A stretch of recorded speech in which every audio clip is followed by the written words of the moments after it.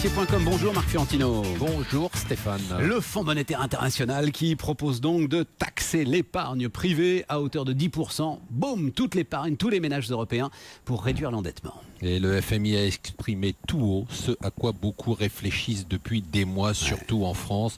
Je vous l'avais dit, rappelez-vous ici même, il y a quelques semaines, certaines voix proches du gouvernement avaient calculé qu'en taxant l'épargne financière supérieure à 100 000 euros de 17%, on rembourserait en quasi-totalité la dette française. Alors le FMI propose 10%, mais on sent bien quand même que cette idée est dans l'air. Même si elle semble totalement farfelue, cette idée, est-ce que c'est possible, Marc Fiorentino? Alors non seulement c'est possible, Stéphane, mais ça va arriver, et je vais vous dire même, ça commence déjà à arriver chez nous.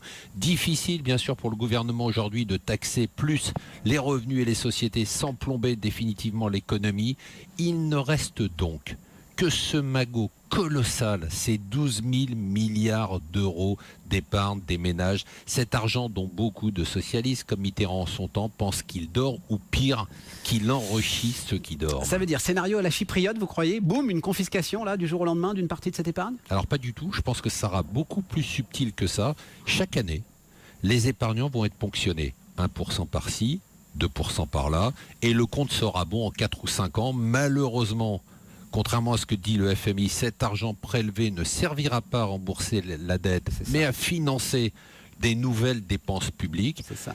Après les entreprises, après les riches, après les patrons, après les entrepreneurs, ce sont maintenant les épargnants qui sont dans le collimateur. Et le FMI vient de donner sa bénédiction au gouvernement et c'est un scandale. Il faut lui rendre justice quand même.